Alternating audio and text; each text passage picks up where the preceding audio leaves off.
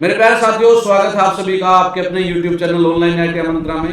जैसा कि आप सभी को पता है कि हम ITI first year engineering drawing के 150 वेरी वेरी इंपॉर्टेंट क्वेश्चन की एक सीरीज कर रहे हैं। इस सीरीज के 3 जो वीडियो हम पहले कर चुके हैं, आज हमारी ये 4th वीडियो है और ये वेरी वेरी इंपॉर्टेंट क्वेश्चन हमने लिए हैं जो पिछले साल सीबीटी एग्जाम हुआ था। अलग अलग ट्रेड, अलग अलग जो बैच में एग्जाम हुआ था, वहां से हमने रिस्पॉन्स शीट को डाउनलोड करके वहां से जो सारे कॉमन क्वेश्चन थे वो इस सीरीज में हमने डाले हैं।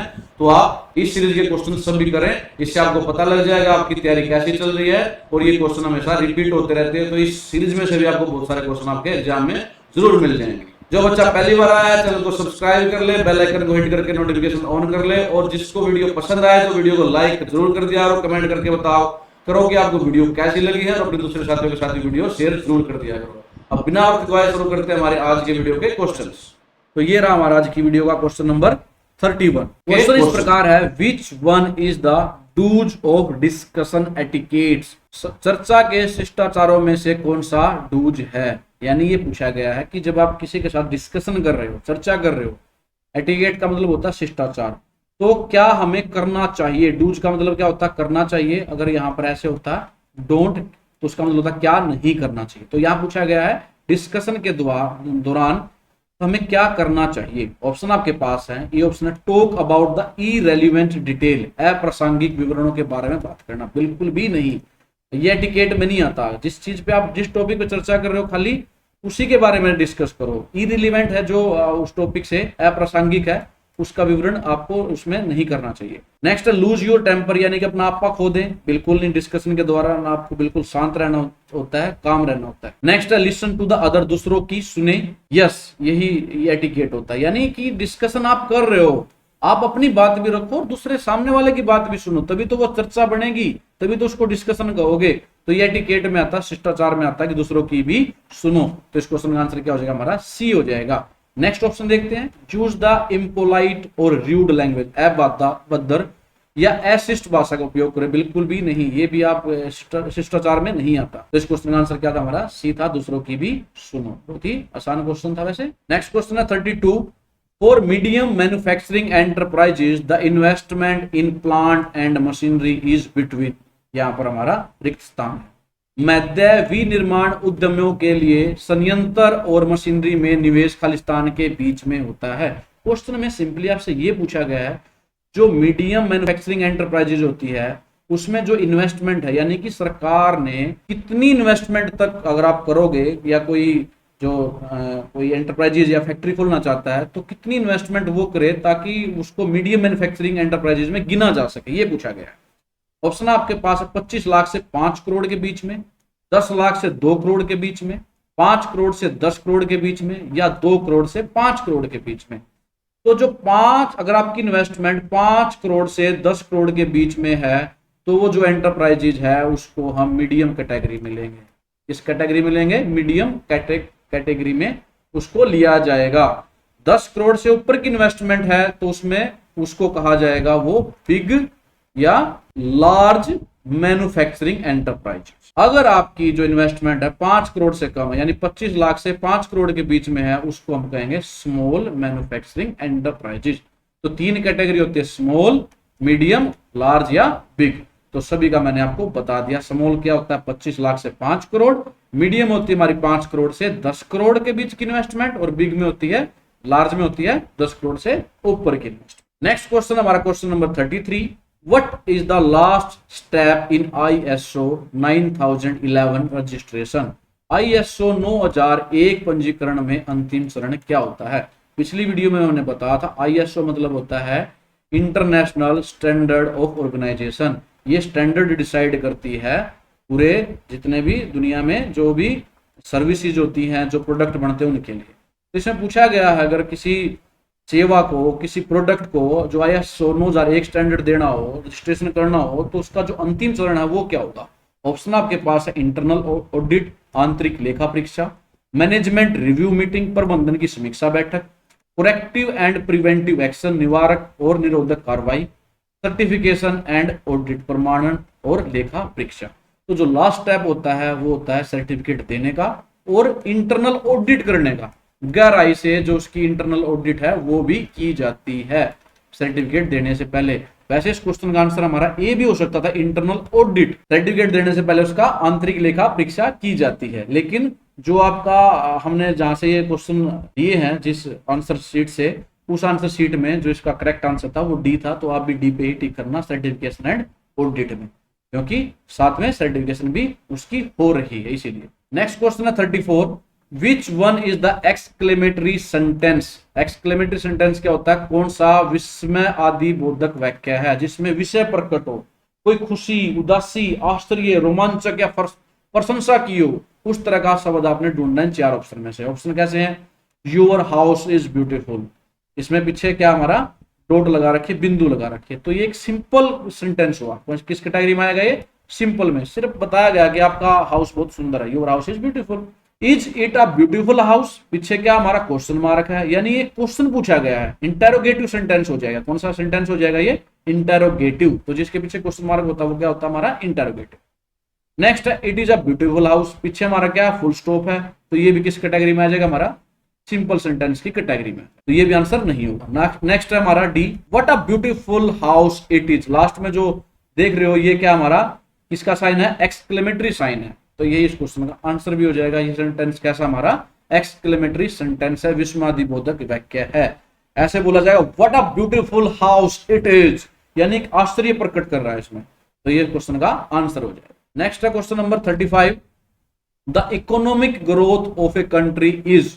किसी देश की आर्थिक विकास खालिस्तान है, किस पर डिपेंड करता है? देखते हैं। ऑप्शन हमारे पास है इंक्रीज इन द पॉपुलेशन, जनसंख्या में वृद्धि, अगर आपकी जनसंख्या वृद्धि होगी तो इकोनॉमिक ग्रोथ होगी, जी नहीं, आर्थिक विकास नहीं होगा, कम हो जाएगा, तो ये हमारा आंसर नहीं हो सकता। नेक्स्ट है increase in the production of goods and services, वस्तुओं और सेवाओं के उत्पादन में वृद्धि, बिल्कुल ये इस क्वेश्चन का आंसर हमारा बी है। अगर आपके जो प्रोडक्शन है, जो गुड्स का प्रोडक्शन है, सर्विसेज का है, जिसको हिंदी में वस्तु या सेवा कहेंगे, उनका अगर उत्पादन में वृद्धि होती है तो हमारे देश की जो ग्रोथ है, इकोनॉमिक ग्रोथ है, आर्थिक विकास है, वो क्या होगा? हमारा बढ़ेगा, तेज हो जाएगा। तो इस क्वेश्चन का आंसर हमारा बी था।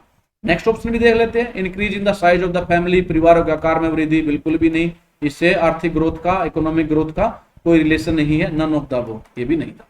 तो इस क्वेश्चन का आंसर हमारा बी था। नेक्स्ट क्वेश्चन हमारा 36, as per factories act 1948 canteen should be provided in the factory if worker are more than, यहां पर हमारा रिक्त स्थान है। 1948 कारखाना नियम के अनुसार कैंटीन, कारखाने को कैंटीन उपलब्ध कराई जानी चाहिए यदि श्रमिक खालिस्तान से अधिक है। आपने बताना है कि इस एक्ट के में क्या कहा गया कि मिनिमम कितने हमारे कर्मचारी होने चाहिए कि उस वहां पर कैंटीन उपलब्ध कराना नेसेसरी हो जाए, जरूरी हो जाए। ऑप्शन आपके पास है 1000 यानी कि 1000, 100 यानी कि 100, 500 यानी कि 500, 250 यानी कि 250। तो अगर किसी कंपनी में, फैक्ट्री में कम से कम 250 वर्कर हैं, एम्प्लॉय हैं, तो वहां पर कैंटीन की सुविधा उपलब्ध करानी पड़ेगी उस फैक्ट्री के, कंपनी के मालिक को। तो इस क्वेश्चन का आंसर क्या हो जाएगा? हमारा डी हो जाएगा। ये किस एक्ट में कहा गया है? ये कहा गया फैक्ट्री एक्ट 1948 में। नेक्स्ट क्वेश्चन हमारा 37, what is the full form of GST? Very very simple question. जब जीएसटी लागू किया गया था तो ये बहुत टर्म उछली थी, तो सभी को इसका फुल फॉर्म पता भी होगा, अगर पता तो कमेंट करके जरूर बताएं। ऑप्शन आपके पास है ग्रेट सेल टैक्स, जी नहीं, गुड एंड सेल टैक्स, जी नहीं, ग्रेट सर्विसेज, जी नहीं, goods and services tax, yes. इस क्वेश्चन का आंसर क्या हो जाएगा? गुड्स एंड सर्विस टैक्स, जिसको हम जीएसटी कहते हैं।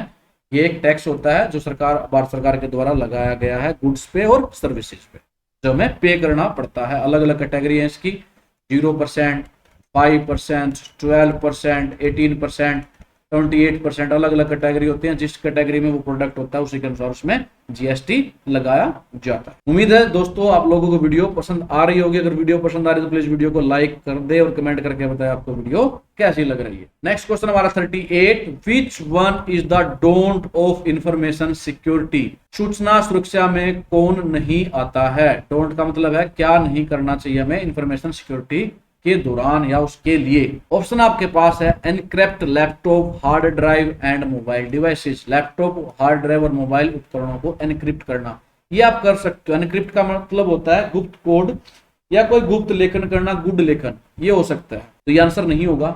Use hard to guess password, password का अनुमान लगाने के लिए कठिन प्रयोग करना, यस। आपको जो पासवर्ड ऐसे चूज करने चाहिए ताकि उसको कोई भी गेस ना कर सके, अनुमान ना लगा सके। तो ये भी इस क्वेश्चन का, क्योंकि क्वेश्चन में डोंट पूछा गया है, तो ये तो डूज में आ जाएगा। दोनों पहले ऑप्शन और दूसरे ऑप्शन किस में आ जाएगी, डूज में आ जाएगी। थर्ड है take backup data of your PC periodically, समय समय पर अपने पीसी का बैकअप डाटा लेते रहिए, बिल्कुल ये भी सही है, डूज में आएगा, तो ये भी क्वेश्चन का आंसर नहीं आएगा। डी ऑप्शन है डिस्क्लोज पासवर्ड टू एनीवन, किसी को भी पासवर्ड बताना, तो ये डोंट में आएगा। तो आपको किसी को पासवर्ड बताना नहीं होता अपने सिक्योरिटी के लिए, तो इस क्वेश्चन का आंसर क्या हो जाएगा हमारा, डी हो जाएगा। ये हमारी सिक्योरिटी के लिए क्या आ जाएगा, डोंट है, हमें ऐसा नहीं करना चाहिए, अपना पासवर्ड किसी को भी डिस्क्लोज या बताना नहीं। नेक्स्ट क्वेश्चन है 39, choose the correct punctuation mark after the word Rohan in the given sentence.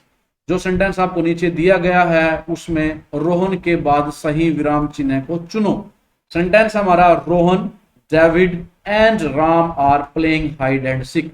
पूछा गया रोहन, डेविड और राम लुका छिपी का खेल खेल रहे हैं। तो आपको बताना है जो रोहन और डेविड के बीच में यहाँ पर कौन सा पंक्चुएशन मार्क आएगा। ऑप्शन आपके पास है स्लैश, कोमा जिसको अल्पविराम भी कहते हैं, पीरियड या हाइफन। तो ये भी आसान क्वेश्चन है। तो अगर तीन रोहन, डेविड और राम तीन खेल रहे हैं, एंड या कंजक्शन का काम कर रहा है, जोड़ने का काम कर रहा है, लेकिन रोहन और डेविड दो अलग अलग नाम है, तो इनके बीच में हमारा क्या आ जाएगा, कोमा आ जाएगा। क्या आएगा, कोमा, जिसको हम अल्पविराम कहते हैं, ताकि यहां पर थोड़ा सा जीव को आराम दिया जा सके। रोहन, डेविड एंड राम ऐसे बोला जाएगा, रोहन डेविड ऐसे एक साथ नहीं बोला जाएगा, क्योंकि दो अलग अलग नाम है। तो इनके बीच में जो पंक्चुएशन मार्क आएगा, जो विराम चिन्ह है, वो क्या आएगा हमारा, अल्प विराम आएगा। तो इस क्वेश्चन का आंसर क्या हो जाएगा हमारा, बी हो जाएगा। नेक्स्ट क्वेश्चन हमारा question number 40, which one is in active voice, सक्रिय आवाज कौन सा है। यानी कि ये क्वेश्चन जो हमारा एक्टिव वॉइस और पैसिव वॉइस में से पूछा गया, जो इंग्लिश में आपने सीखे होंगे। ऑप्शन आपके पास है we are driven home by dad, the bull was caught by him, the book was being read by her, Ram has passed the exam. तो जो पहले तीन वाक्य हैं उसमें आप देख रहे हो बाय शब्द का प्रयोग किया गया तीनों में। तो जो बाय शब्द का प्रयोग किया जाता है वो किया जाता है हमारे पैसिव वॉइस में। किसमें, जो हमारे पैसिव वॉइस होते हैं। तो ये क्वेश्चन के आंसर नहीं हो सकते, क्योंकि क्वेश्चन में पूछा गया एक्टिव वॉइस। तो एक ही ऑप्शन बचती है D, Ram has passed the exam. तो ये जो सेंटेंस है किसमें आएगा हमारा, एक्टिव वॉइस में कंसीडर किया जाएगा। तो इस क्वेश्चन का आंसर क्या हो जाएगा हमारा, डी हो जाएगा। तो मेरे प्यारे साथियों, ये थे हमारे आज के 10 मोस्ट इंपोर्टेंट क्वेश्चन। तो कमेंट करके बताएं तो आज की वीडियो में से आपके कितने क्वेश्चन सही थे, कितने क्वेश्चन आपको पहले से आते थे। और आप लोगों से उम्मीद है कि आपको वीडियो पसंद आ रही होंगी। अगर वीडियो पसंद आ रही तो प्लीज वीडियो को लाइक जरूर कर दिया करो, अपने दूसरे साथियों के साथ भी शेयर कर दो। अगर पहली बार कोई चैनल पर आया है बच्चा तो चैनल को सब्सक्राइब करके बेल आइकन को हिट करके नोटिफिकेशन ऑन कर ले। और हमारा एक टेलीग्राम चैनल है जिसका लिंक आपको डिस्क्रिप्शन बॉक्स में मिल जाएगा, उसको भी ज्वाइन कर ले। वहां पर हमारे जो पीडीएफ है, जब ये सीरीज कंप्लीट हो जाएगी पीडीएफ भी शेयर कर देंगे, और जो वीडियो जब अपलोड करते हैं चैनल पर वहां भी उनका लिंक सेंड कर देते हैं, ताकि किसी वीडियो को आप मिस ना करो। तो धन्यवाद आप सभी का वीडियो देखने के लिए। जल्द ही मिलेंगे अपनी नेक्स्ट वीडियो में, तब तक के लिए जय हिंद।